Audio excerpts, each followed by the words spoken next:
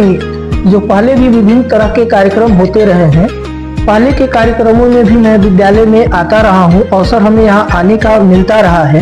लेकिन आज आपके विद्यालय में आकर के आपसे बात करके और ये वीडियो बनाने का आज का हमारा जो उद्देश्य है, हमें सूचना मिली कि 17 मार्च दिन रविवार के दिन आपने बच्चों के तरफ से कुछ विद्यालय में कार्यक्रम रखा है, बुक फेयर अर्थात पुस्तक मेला के नाम से, और बुक केयरिंग डे, जिसमें बच्चे कैसे ठीक ढंग से अपने पुस्तकों का रखरखाव कर सकें।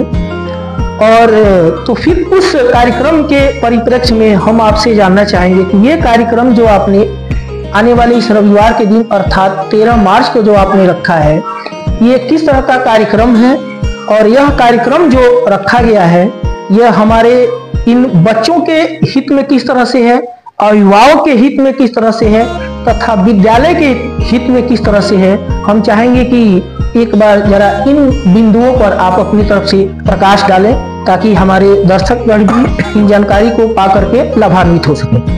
थैंक यू सर, आपने ये क्वेश्चन पूछा इसके लिए आपको बहुत बहुत धन्यवाद। मैं थोड़ी सी आपकी एक लाइन है उसको करेक्ट करना चाहूंगा। आपने 13 मार्च बोला है, वो एक्चुअली 17 मार्च है, आप उसे थोड़ा सा ठीक कर लीजिएगा।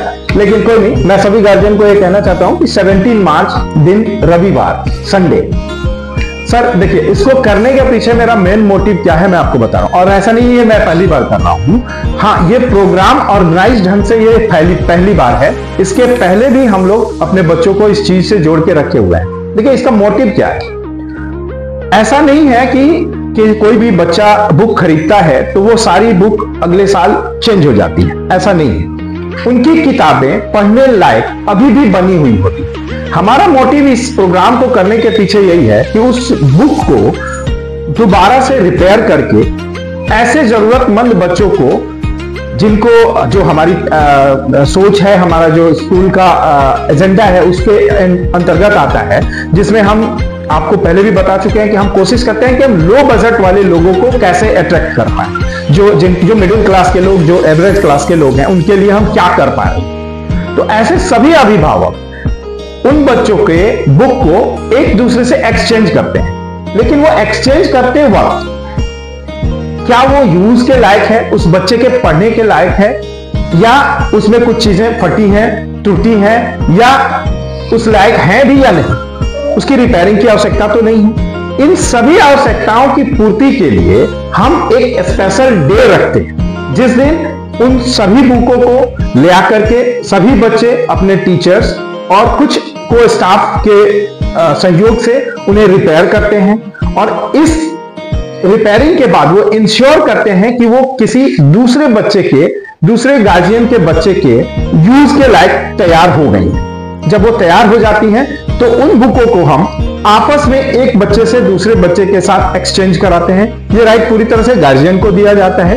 वो 2 का बच्चा 3 के बच्चे के साथ अपना बुक एक्सचेंज करता है, और 1 का बच्चा 2 के बच्चे के साथ एक्सचेंज करता है। इस तरीके से बजट बच्चों के गार्जियन का थोड़ा कम हो जाता है। किताबें नई खरीदने की जरूरत नहीं होती है।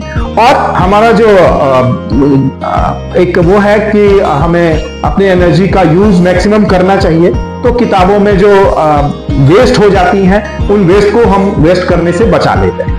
थोड़ा सा हमारा ड्रीम इंडिया का जो वो है उस विषय पे भी काम हो जाता है, और हम बच्चों को ये भी बताने में कामयाब होते हैं कि उन्हें अपनी किताबों की रखरखाव अच्छे से करनी चाहिए। उसके लिए स्पेशल डे करने का एक सबसे बड़ा बेनिफिट होता है कि इसकी अवेयरनेस हमारे गार्जियन को भी हो जाती है।